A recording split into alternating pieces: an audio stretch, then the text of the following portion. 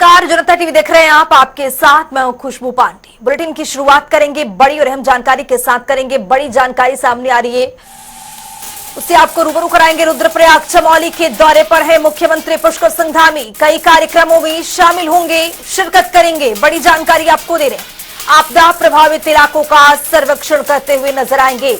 हवाई सर्वेक्षण करेंगे मुख्यमंत्री पुष्कर सिंह धामी। 2 बजे हवाई सर्वेक्षण करते हुए नजर आएंगे। रुद्रप्रयाग चमोली के दौरे पर है मुख्यमंत्री पुष्कर सिंह धामी। आपको बताते चले कि कई कार्यक्रमों में शामिल होंगे।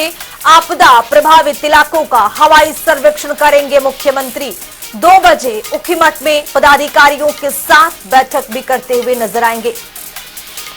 इसी खबर पर ज्यादा जानकारी के साथ हमारे सहयोगी नवीन शुक्ला जुड़ चुके हैं। नवीन, क्या कुछ अपडेट? मुख्यमंत्री पुष्कर सिंह धामी आज हवाई सर्वेक्षण भी करेंगे। आपदा प्रभावित इलाकों में मुख्यमंत्री का ये हवाई सर्वेक्षण होगा। जी खुशबू, निश्चित तौर पर आज मुख्यमंत्री पुष्कर सिंह धामी अपने रुद्रप्रयाग और चमोली जनपद के दौरे पर हैं। कहीं ना कहीं ये दौरा जो है काफी महत्वपूर्ण माना जा रहा है। इसके साथ ही मुख्यमंत्री पुष्कर सिंह धामी जो अगस्त मुनि रुद्रप्रयाग में भारतीय जनता पार्टी का कार्यालय है, वहां पर कार्यकर्ताओं से भेंट करेंगे। साथ ही वह विभिन्न जो योजना है और उनका लोकार्पण और शिलान्यास भी करेंगे। इसके साथ ही मुख्यमंत्री पुष्कर सिंह धामी दोपहर के समय में जो आपदा प्रभावित क्षेत्र है, सोनप्रयाग का क्षेत्र है, वहां पर वो हवाई सर्वेक्षण भी करने वाले हैं जी। और इसके साथ ही करीब जो ऊखीमठ है, रुद्रप्रयाग के विभिन्न स्थानीय संगठन है, एसोसिएशन है, उनसे भी उनका मुलाकात कार्यक्रम रखा गया है। तो कहीं ना कहीं मुख्यमंत्री पुष्कर सिंह धामी का आज रुद्रप्रयाग और चमोली दौरा है वो काफी महत्वपूर्ण माना जा रहा है। तमाम पदाधिकारियों से मुलाकात करेंगे और साथ ही जो आपदाग्रस्त क्षेत्र है वहाँ का वो दौरा भी करेंगे। वहाँ पर किस तरह की स्थिति बनी हुई है उसको भी जांचेंगे, परखेंगे और इसके साथ ही अधिकारियों को दिशा निर्देश देंगे। और साथ ही शाम 5 बजे मुख्यमंत्री पुष्कर सिंह धामी भरारी गैरसैंण है चमोली, वहाँ पर वो पहुंचेंगे क्योंकि कल विधानसभा सत्र है। तो कहीं ना कहीं मुख्यमंत्री पुष्कर सिंह धामी वहाँ मुख्यमंत्री आवास पहुंचकर जो है तो कल होने वाले विधानसभा सत्र में प्रतिभाग भी करने वाले हैं। नवीन, जिस तरह से मुख्यमंत्री आज ऊखीमठ में पदाधिकारियों के साथ बैठक करेंगे, आखिरकार वो संदर्भ क्या होगा? जिस तरह से पदाधिकारियों के साथ बैठक करेंगे, किस तरह का निर्णय लिया जाएगा या फिर किन चीजों को लेकर संदेश पदाधिकारियों को देने की यहाँ पर कोशिश की जाएगी मुख्यमंत्री की ओर से? देखिए खुशबू, अगर बात की जाए तो मुख्यमंत्री पुष्कर सिंह धामी की तो लगातार तमाम जो जनपद है वहाँ पर वो दौरा करते रहते हैं। पार्टी का किस तरीके से कार्य चल रहा है, क्या कुछ रूपरेखा तैयार की जा रही है, तमाम जो मुद्दे हैं उन पे वो चर्चा करते रहते हैं। पहले भी मुख्यमंत्री पुष्कर सिंह धामी जिलों का दौरा कर रहे थे और आज फिर वह रुद्रप्रयाग और चमोली जनपद के दौरे पर हैं।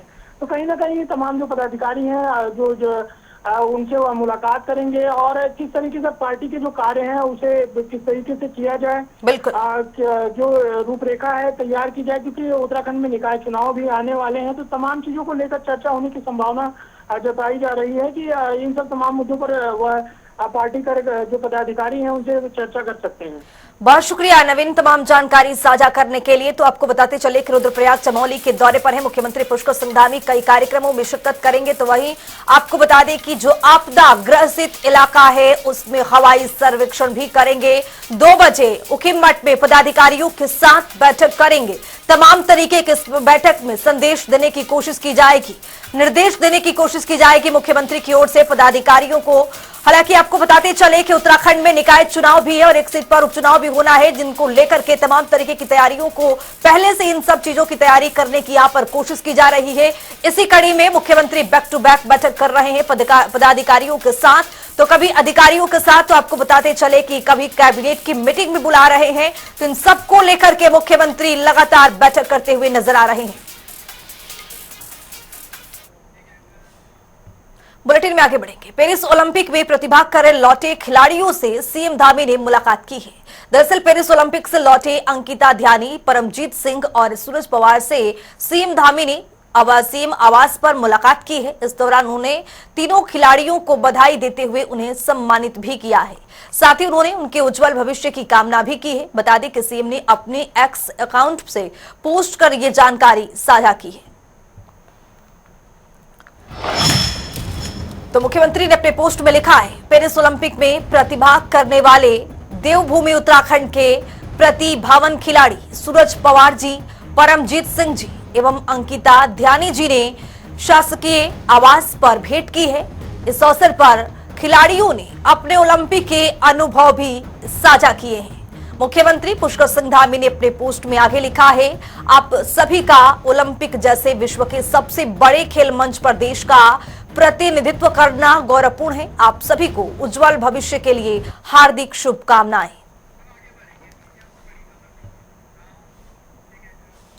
इसी बीच एक बड़ी जानकारी सामने आ रही है, उससे भी आपको रूबरू कराएंगे। बड़ी जानकारी, बड़ा अपडेट आपके सामने।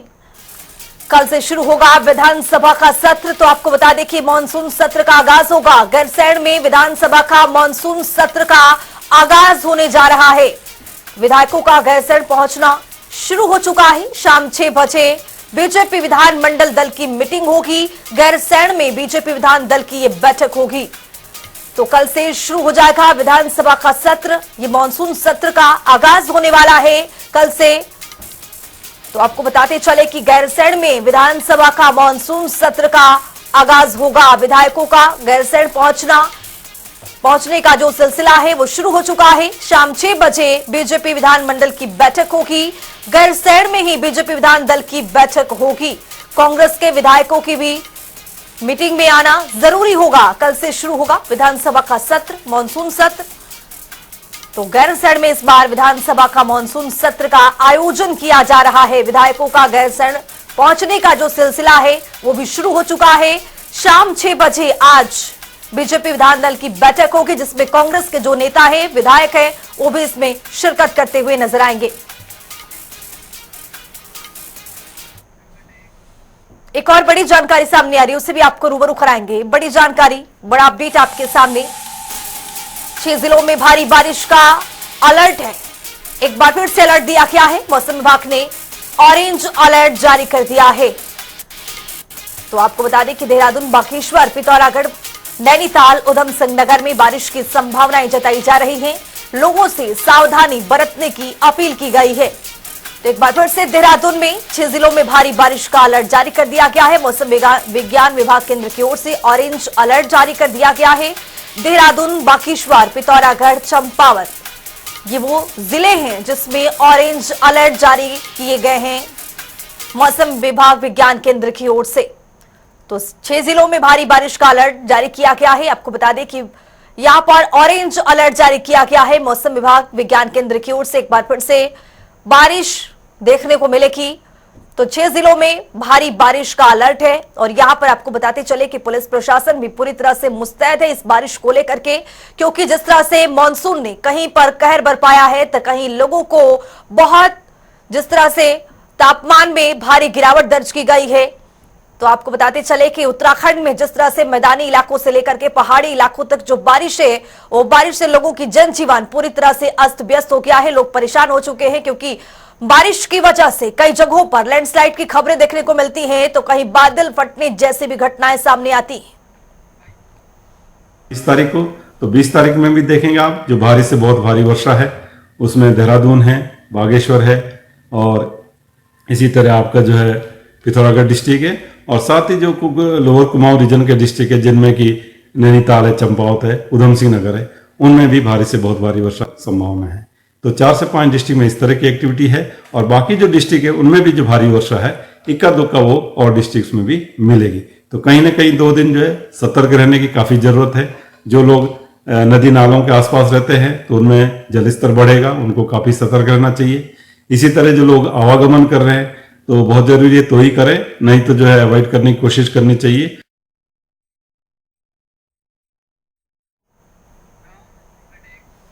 तो देख रहे थे किस तरह से मौसम विभाग विज्ञान केंद्र की ओर से ये जानकारी दी गई है। लोगों को सतर्क रहने की यहाँ पर सलाह दी गई है कि जो भारी बारिश है उससे आप बच के रहिए, अपने घरों में रहिए, सुरक्षित रहिए, और देखिए कि कहां पर किस तरह से बारिश हो रही है, कहां पर लैंडस्लाइड की खबरें सामने आ रही है, कहां पर बादल जैसी घटनाएं सामने आ रही है। इन सब चीजों से आप सतर्क रहिए, लगातार यहाँ पर एक अपील की जा रही थी। बुलेटिन में आगे बढ़ेंगे, एक बड़ी जानकारी सामने आ रही है, उसे भी आपको रूबरू कराएंगे। बड़ी जानकारी हल्द्वानी से सामने आ रही है। भारी बारिश के चलते कई इलाकों में पानी भर गया है। बड़ी जानकारी दे रहे, रेलवे कॉलोनी में जल भराव देखा गया है। तो वहीं आपको बता दें कि काठ गोदाम, हैड़ाखाना, मोटर मार्ग पर मलबा भी आ गया है। तो जैसा कि हम आपको बता रहे हैं लगातार कि किस तरह से उत्तराखंड में कई इलाकों में इन जैसी तस्वीरें सामने आ रही हैं। कहीं मलबा, ये देखिए किस तरह से जो मलबा है वो पूरी तरह से रोड पर आके है। लोगों को आने जाने में परेशानी हो रही है। भारी जल जमाव देखा जा रहा है। देखिए लोगों को किस तरह से परेशानी हो रही है आने जाने में। तो हल्द्वानी से आपको बड़ी जानकारी दे रहे हैं। रेलवे कॉलोनी में जल भराव देखा क्या है। काठ गोदाम हैड़ाखाना मोटर मार्ग पर मलबा क्या है। इस मलबे को हटाने के लिए पुरजोर ग्रामीणों की ओर से कोशिश की जा रही है।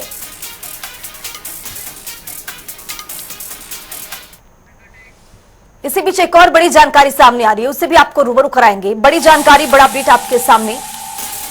बद्रीनाथ राष्ट्रीय राजमार्ग बाधित हो गया है। पहाड़ों से मलबा आने से मार्ग ये बाधित हो गया है। तो सड़क पर वाहनों की जो लंबी लंबी कतारें लगी है, वजह यह है कि जो मलबा है वो सड़क पर आ गया है। यातायात सुचारू होने का भी लोग इंतजार कर रहे हैं। बद्रीनाथ राष्ट्रीय राजमार्ग पूरी तरह से बाधित हो गया है। पहाड़ों से मलबा आने से जो ये मार्ग है वो बाधित हो गया है। सड़क पर वाहनों की लंबी लंबी कतारें देखने को मिल रही हैं। यातायात अभी भी सुचारू नहीं हो पाया है। तस्वीरें आपके सामने है किस तरह से यहां पर सड़कों पर मलबा आ गया है। लैंडस्लाइड जैसी खबरें सामने आ रही हैं। लैंडस्लाइड की वजह से जो ये मलबा है वो पूरी तरह से सड़क पर आ गया है, रोड पर आ गया है, जिसकी वजह से जो यातायात है वो पूरी तरह से सुचारू नहीं हो पाया है। हल्द्वानी से इसी खबर पर ज्यादा जानकारी के साथ हमारे सहयोगी संजय जुड़ चुके हैं। संजय, क्या कुछ जानकारी, क्योंकि जो मलबा है वो पूरी तरह से रोड पर आ गया है। लंबी लंबी गाड़ियों की कतारें देखने को मिल रही है। यातायात सुचारू नहीं हो पाया है। जानकारी क्या है, अपडेट क्या कुछ निकल करके सामने आया है? जी, कल देर शाम जो भारी बरसात के चलते नैनीताल हैड़ाखान मोटर मार्ग है वो पूरी तरीके से बाधित हो गया था। भारी मलबा आने की वजह से पूरा मार्ग बंद है, अभी भी वो मार्ग बंद है। और साथ ही ये तस्वीरें जो आप देख रहे हैं, मैं हूं अभी देवखड़ी नाले पे। हल्द्वानी में आतंक का पर्याय बने देवखड़ी नाले पे। तो ये देवखड़ी नाला भी कल देर रात उफान पर आया और जो अपने साथ बहुत भारी मात्रा में पत्थर और मिट्टी लेके बह के आया है। ये देवखड़ी नाले के पास की तस्वीरें हैं, जहां आप देख सकते हैं तस्वीरों में कि पार्किंग में जो गाड़ियां खड़ी थी, स्कूल बसेस जो खड़ी हैं, वो किस तरीके से पूरी मलबे में डूब चुकी हैं। आधे से ज्यादा मलबे में डूब चुकी हैं। और यहाँ की जो स्थानीय जो यहाँ लोग रहते हैं, जो यहाँ घर है, आवास हैं, उनमें भी मलबा पूरी तरीके से भरा हुआ है। लोग परेशान हैं। कल देर शाम लगभग 7:30-8 बजे के आसपास यहाँ ये भारी मात्रा में पानी आया। और पास ही देवखड़ी नाला है। देवखड़ी नाले की जो सुरक्षा दीवार है, वो सुरक्षा दीवार टूटने की वजह से ये पानी का बहाव आबादी की तरफ हुआ। तस्वीरों में आप देखिए किस तरीके से भारी मात्रा में यहाँ पत्थर, मलबा और बोल्डर आए हुए हैं। और साथ ही साथ जो घरों में है वो मलबा पूरा भरा हुआ है। आप देख सकते हैं, स्थानीय लोग भी मेरे साथ हैं यहाँ, इनसे भी बात करेंगे। जी, आप देख सकते हैं घरों में किस तरीके से मलबा भरा हुआ है। जी सर, क्या नाम है? सुंदर। अच्छा, आप यहीं रहते हैं सर? अच्छा, सुंदर जी, कितने बजे आया ये मलबा? ये शाम 7:30 बजे करीब बहुत तेज बारिश लग रहा था कि बादल। जी, बहुत तेज बारिश थी, बहुत तेज, मतलब इतनी तेज बारिश की हम पहली बार। अच्छा, शायद 2012 में। अच्छा, तो कैसे मैनेज किया? किसको फोन किया? किसी अधिकारी को आपने बताया? नहीं, हमने तो किसी को नहीं बताया। हम तो देख ही रहे थे, शायद हमें मालूम था, हम तो घर बाद में जब हम आए तब देख रहे पता चला कि मलबा। जी बिल्कुल। तो आपने देखा किस तरीके से मलबा यहाँ पूरा भरा हुआ है। स्थिति बड़ी गंभीर बनी हुई है। हालांकि प्रशासन हर संभव मदद के लिए यहाँ लगा हुआ है। मशीनें यहाँ लगी हुई हैं इसको हटाने के लिए, लेकिन मलबे की जो स्थिति है वो काफी भयावह यहाँ दिख रही है। घरों में भर चुका है मलबा पूरी तरीके से। घर बंद हो चुके हैं, सील हुए हैं। कई घर ऐसे हैं जिनमें अंदर प्रवेश कर पाना अभी बहुत मुश्किल है। संजय, जाहिर तौर पर हम जो ये तस्वीर देख रहे हैं उससे जाहिर तौर पर हम समझ पा रहे हैं कि किस तरह से मलबा वहां पर जो लोगों के लिए परेशानी का सबब बना हुआ है। लेकिन वहां पर जो लोग रहते हैं उनको किसी तरह का कोई नुकसान तो नहीं हुआ। और प्रशासन अगर जमीनी स्तर पर काम कर रहा है संजय, तो किस प्रकार से कर रहा है? क्योंकि यहाँ पर जो मलबों का ढेर है वो अभी भी दिखाई दे रहा है। जी बिल्कुल। अभी ये अच्छी बात रही कि इसमें जनहानि की अभी तक कोई सूचना नहीं है। लोग अभी सुरक्षित हैं, लेकिन घरों में जो नुकसान है वो काफी है। और एक चीज और मैं जरूर आपको बताना चाहूंगा, ये जो तस्वीर आप देख रहे हैं, जो जंगल का सा एरिया आपको दिखाई दे रहा है, ये है देवखड़ी नाला। और ये देवखड़ी नाले में पिछले दिनों चैनलाइजेशन का काम किया गया था। वन विभाग और पीडब्ल्यूडी की संयुक्त कोशिशों से यहाँ चैनलाइजेशन का काम किया गया था, जिसके चलते जो पानी का बहाव है वो काफी तेज हो गया था। और आज ये इसी जो चैनलाइजेशन के चलते सुरक्षा दीवार बनाई गई थी, उस सुरक्षा दीवार के टूटने से ये सब पानी इधर आबादी क्षेत्र की तरफ आया है। संजय, यहाँ पर जो यातायात जिस तरह से जो सुचारू रूप से नहीं चल पा रहा है, लंबी लंबी कतारें देखने को मिल रही है पीछे सड़क की तरफ, वो क्या लगता है कब तक ये जो मार्ग है वो कब तक से यातायात के लिए खुल जाएगा, सुचारू कब से हो जाएगा?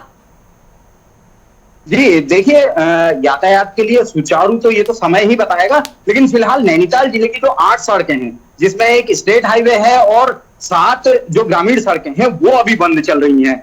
और जो यातायात के लिए मुख्यतः यूज की जाने वाली सड़क है, प्रयोग किए जाने वाली हैड़ा खान मोटर मार्ग, वो तो लगभग अभी उम्मीद की जा रही है कि 2 से 3 दिन लगभग उसको खोलने में लग सकते हैं। तो इसलिए वैसे भी जिला प्रशासन की तरफ से भी कहा जा रहा है कि अगर अति आवश्यक ना हो तो घरों से ना निकलें, और बहुत जरूरी हो तो ही घर से निकला जाए, अन्यथा आप लोग घरों में रहें और सुरक्षित रहें। ये जिला प्रशासन की तरफ से लगातार अलर्ट ये दिया जाए। जी बहुत शुक्रिया संजय प्रसाद तमाम जानकारी साझा करने के लिए। तो आपको बताते चले कि जिस तरह से मौसम ने एक बार फिर से कहर बरपाया है, बारिश की वजह से लगातार जो जनजीवन है पूरी तरह से अस्त व्यस्त है। बार बार बता रहे हैं कि मौसम विभाग विज्ञान केंद्र की ओर से अलर्ट जारी किया गया है, लोगों को चेतावनी दी जा रही है, अपील किया जा रहा है कि आप घर से जब बाहर निकले तो सोच समझ कर निकले। जिस तरह से ये मलबा नदी नाले काफी उफान पर हैं, जिस तरह से मलबा रोड पर आ जा रहा है, लोगों को परेशानियों का सामना करना पड़ रहा है। भूस्खलन की वजह से जो मलबा है वो पूरी तरह से घर पर भी आ गया है, जो आसपास के लोग हैं उनको रहने में, और आपको बता दें कि बहुत परेशानियों का सामना करना पड़ रहा है। मसूरी में कांग्रेस कार्यकर्ताओं की ओर से प्रदेश में बढ़ रहे महिला अपराधी और कोलकाता में ट्रेनी डॉक्टर के साथ दुष्कर्म को लेकर मौन व्रत किया है। इस दौरान उन्होंने ट्रेनी डॉक्टर अंकित भंडारी की याद में मोमबत्ती जलाकर उनको श्रद्धांजलि दी है। वहीं मसूरी कांग्रेस अध्यक्ष अमित गुप्ता और महिला कांग्रेस अध्यक्ष जसबीर कौर ने कहा है कि प्रदेश और देश में महिलाएं सुरक्षित नहीं है। देश में लगातार महिला उत्पीड़न बढ़ रहा है, पर बावजूद इसके सरकार सोई हुई है। तो अंकिता भंडारी को भी श्रद्धांजलि यहां पर प्रदेश में दिया जा रहा है। कांग्रेस कार्यकर्ताओं का जो आज मौन व्रत है वो देखा जा रहा है। कोलकाता ट्रेनी डॉक्टर को भी श्रद्धांजलि दी जा रही है।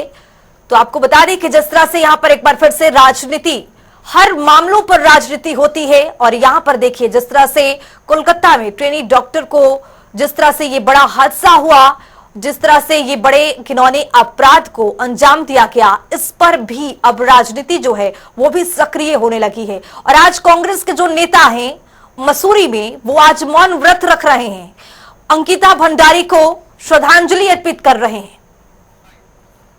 महिलाओं के सम्मान के लिए यहाँ पर 1 घंटे का मौन रखा है। उन महिलाओं के लिए जिनके साथ आए दिन दुष्कर्म, उत्पीड़न, ऐसी घटनाएं हो रही हैं, लेकिन जो हमारी सरकारें हैं वो कहीं ना कहीं चेत नहीं रही है उनके लिए। चाहे आप अंकिता भंडारी का हत्याकांड ले लो, आज वर्षों बीत गए लेकिन उसका आज तक खुलासा नहीं हो पाया।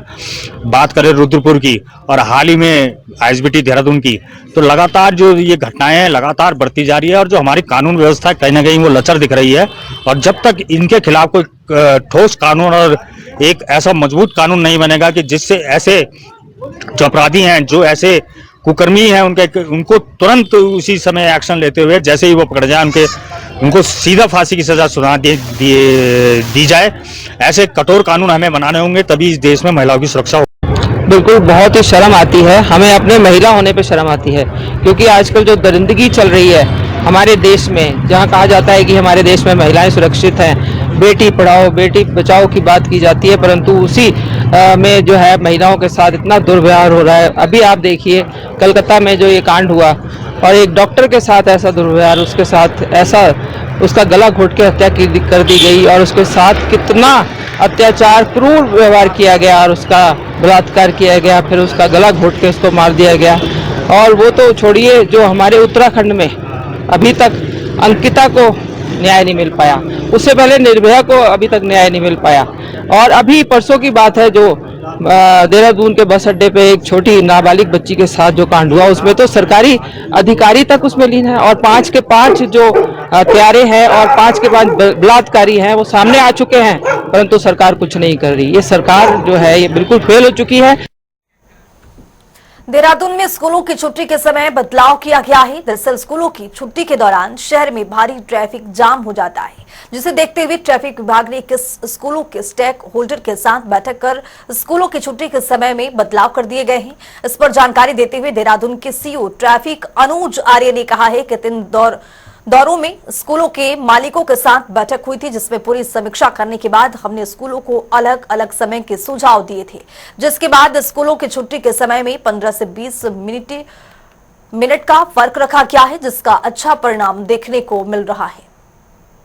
देहरादून में जो स्कूल टाइम पे ट्रैफिक की काफी समस्या रहती थी, इसके दृष्टिगत स्कूल विभिन्न जो स्टेक होल्डर्स हैं इनके साथ मीटिंग की गई थी। 3 दौर की मीटिंग्स इसमें हुई थी। उसके बाद कंप्लीट एनालिसिस करने के बाद स्कूल का डेटा, कितने बच्चे हैं, किस स्कूल के पास कितनी पार्किंग है, या बसेज हैं या क्या वो मोड ऑफ ट्रांसपोर्टेशन बच्चों के लिए यूज करते हैं, इसको लेके इसके बाद एक हमने स्कूल्स को टाइमिंग सजेस्ट की थी। सारे स्कूल्स ने उसमें अपनी सहमति दी थी। उसके बाद पिछले महीने ये लागू कर दिया गया था। इसके बाद से अभी ऑब्जर्व किया जा रहा है तो कई जगहों पे इसमें काफी अच्छा परिणाम इसमें देखने को मिले हैं। और अभी बरसात के सीजन के बाद इसमें बेटर हमें एक एनालिसिस करने को मिलेगा।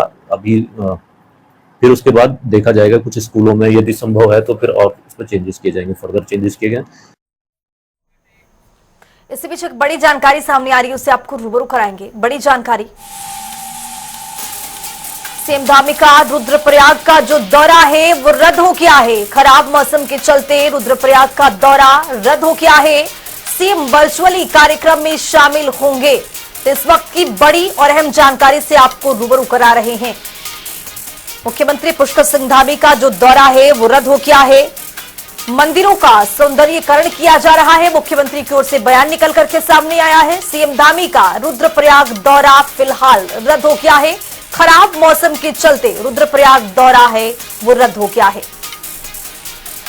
तो हमारे प्रधानमंत्री जी ने जो बाबा केदार की भूमि से ही कहा था कि 21वीं सदी का तीसरा दशक उत्तराखंड का दशक होगा, उस दशक को बनाने के लिए बाबा की कृपा और हम सबका साथ हमेशा एक दूसरे के साथ बना रहे।